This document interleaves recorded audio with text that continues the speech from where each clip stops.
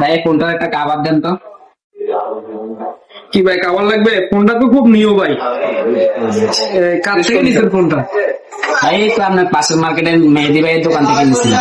কত দিয়ে নিছেন ভাই ফোনটা? 15,000 টাকা এলাম নিচ্ছি। কি বলেন 15,000 টাকা ভাই? এটা তো আমার থেকে নিলাম 12,000 টাকা দিয়ে নিতে পারতাম। কি বলেন ভাই? নেন আমাদের 2টা ফোন দেন তাহলে, নেন নেন টাকা নেন।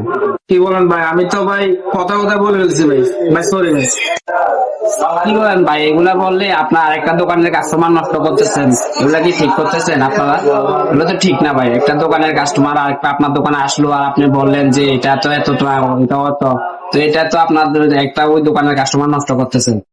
তো গাইস এই ভিডিওটা করার কারণ হচ্ছে এটা কিন্তু একটা ডেমো ফোন আর এটা এমনি টাকা। তো আমরা দুই বন্ধু মিলে এমনি ভিডিওটা বানাইছি। আসল কথা হলো যে ভিডিওটা হয়তো 80 ভিডিও হলে এটা কিন্তু রিয়েল।